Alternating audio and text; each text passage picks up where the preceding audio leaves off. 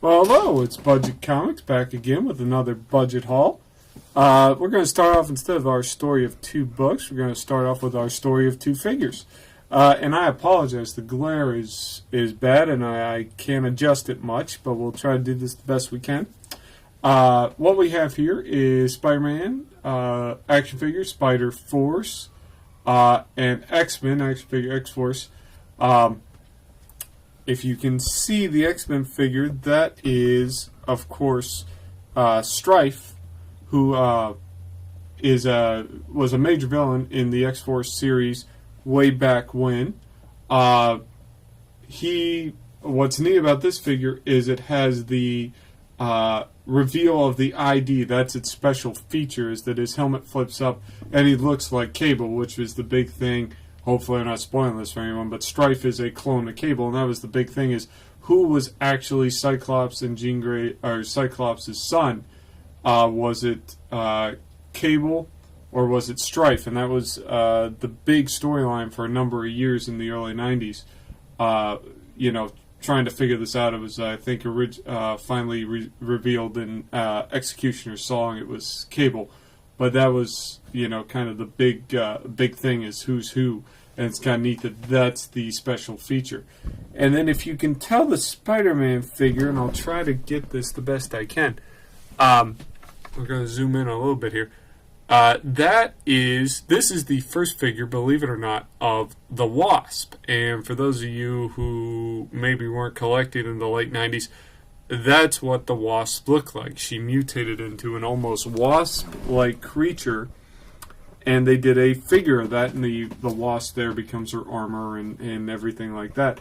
Both of these were under $10, but they're just kind of neat figures, and taking back to when I was first collecting in the 90s, some of the storylines that was going around, and I think the Wasp figure is really unique because we wouldn't even think that that's the Wasp. First of all, it's kind of collective with the new movie coming out, the Ant-Man movie, kind of collectible. But it's just kind of an interesting figure that this is the first Wasp figure.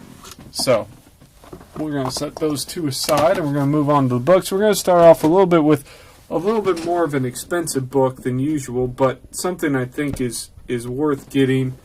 And this is Tales to Astonish number 81.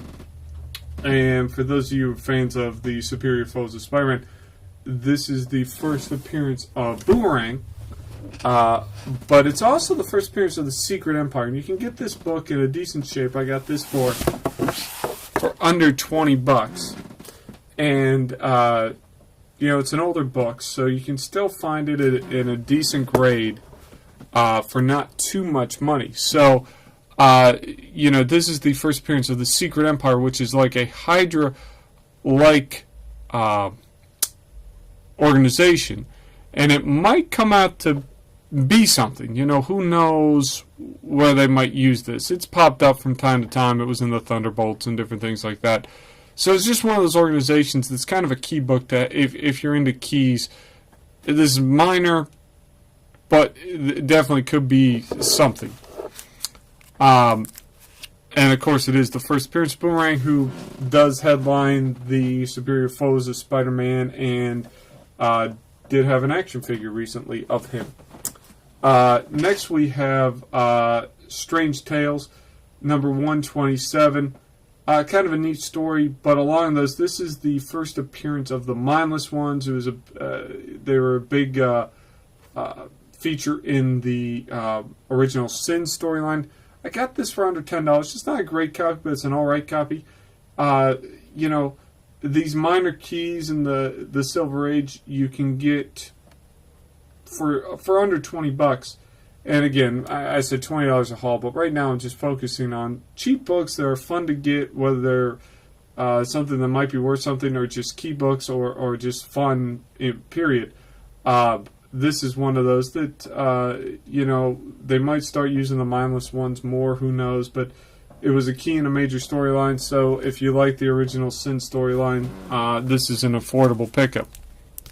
Next, I got this for $1, and this I love this book, and I gave it away, and kind of regretted it. Didn't really realize I gave it away till it was gone.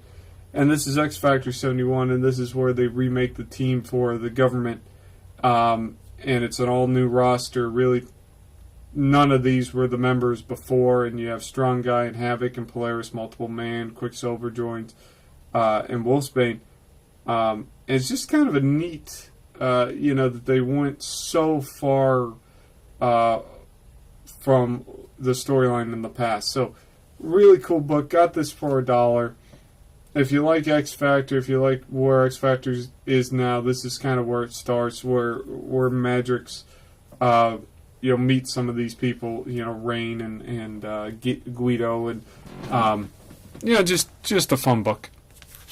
Another fun book. This is Gladstone School of World Conquerors. This is like $2. You can get the whole series. I think it's like 4, 5, 6 issues for $2, and it's really a fun read.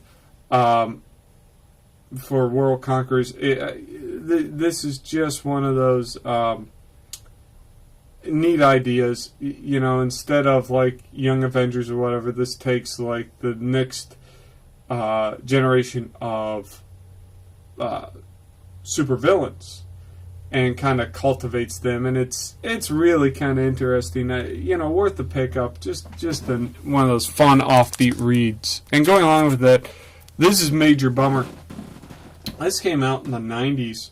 I think it ran for 12 issues. You can probably find it at a 50-cent bin. And it's basically, what if an average Joe gets superpowers? And it's really a cool book. This guy just gets zapped with a ray and ends up with all these superpowers. DC in the 90s was trying some different storylines. None of them stuck, unfortunately, but some decent reads came out, along with there's Major Bummer, Young Heroes in Love, Grosse Pointe, Scarce Tactics, and Aztec, the Ultimate Man. They all kind of came out and all have their different twists on them. Young Heroes in Love was like a superhero soap opera.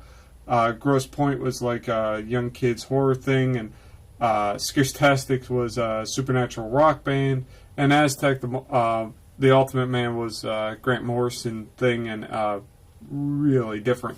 So any of those books, including Major Bummer, is a fun read, and you can probably find most of them in the dollar bin. X-Men number 1, with the Age of Apocalypse coming, being a big thing, and with the new movie coming out, this character might kind of get lost in the shuffle. It's been focused on Blink, but this is one of the guys that stayed in the regular Marvel universe. And actually one of the few that did not appear in X-Men Alpha. Actually appeared in the first of his own book. So you can still find this. I mean, none of the books from the 90s are very expensive if they're Marvel and DC, and you can find this for a couple of dollars. But still a major character in the Marvel universe today. They just resurrected him recently, so worth getting. I showed 93 last video, but this is Tales of Suspense 94, and and you can see him in the corner there. This is the first full appearance of MODOK. Still find this for $15 and under for a decent price. I got this a long time ago for like $5, but really a cool character that's underrated. Used in tons of cartoons and things like that. So. If you see it, it's and you're a fan of the Marvel Universe, it's worth picking up. It's just a fun book. I showed this. A lot of people have been showing this, and unfortunately, I can't find my other copy right now. But this is Uncanny X-Men Annual number 10, and people say this is the first appearance of the X-Babies. Not necessarily. This is.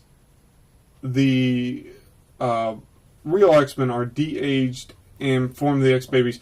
The X-Babies that we know actually appeared in X-Men Annual 12, and I do have that. I think I showed that in one of my first videos. But this is not really the first appearance of the X-Babies. So if you're looking for the first appearance of the X-Babies, go with X-Men Annual 12. They're just fun characters. Because they are basically, Mojo creates these clones, and they're clones of the X-Men. They're not it's one of those weird things is where's the first real appearance. If you look at the Marvel Handbook, they'll say X-Men Annual 12. So if you're fans of the X-Babies and looking for that, you can buy both for a couple of dollars, so you might as well just buy both. But this isn't the first real appearance. Detective Comics 441. I threw this in. I got this for like $12 recently. It's worth getting this first appearance of Harvey Bullock, who's a major player in the Gotham series, and with that, I think doing fairly well right now. This is cooled off. This isn't a great copy, but like I said, I got it for $12. It's not a terrible copy. It's a good copy for $12. Things cool off from time to time, and this might be the time since the TV show started and all the projections are kind of down. You might be able to find some of these key Gotham issues if you're into that cheap now before it really gains steam. So, look for it. You might find it cheaper than you think if you're a fan of those series. Next is Captain America and the Falcon, number 179. This, I'm not going to give it away, but this is a really cool story. He fights the Golden Archer, and this isn't the Golden Archer from the Squadron Supreme. This is something totally different. But like I said, I love these standalone kind of one-shot stories, and this actually leads into the Nomad story with 180. It's kind of pivotal in how Cap gets that identity. And it's just really a neat read, and it has a cool twist at the end, but I'm not going to give it away if you haven't read it, and you can probably find this for $3, $4, $5 in pretty good shape. Next is Avengers 167. This is the beginning of the Korvac saga. I got this for $5. And that's something that is, with Guardians of the Galaxy becoming so popular, that is really their famous storyline, and the Avengers might tie into that. And I think I did show the first appearance of Korvac. I think it's Defenders. I want to say Defenders Giant Size number 4 or 5. It's slipping my mind right now. But this is the beginning of the Korvac saga, and they're saying the next Guardians movie will tie, or Avengers 3 will tie in with the Guardians movie, or somehow or other. And they've actually used Korvac in a couple of the cartoon series that feature the Guardians, Ultimate Spider-Man, and Avengers United, or what is that called? United They Stand, or the one before Avengers Assemble. I'm not sure what that was termed. But anyway, the Guardians show up, and Korvac's the main villain in those episodes. So there might be something there. And it's just, this is one of those cool story arcs that, you can find it in trade paperback on Amazon for like $10. It's worth getting, a really cool read. A lot goes on, but worth picking up for $5. Whether it becomes a movie or not, this is just one of those key issues that if you're an Avengers fan, a Marvel fan, you should have in your collection.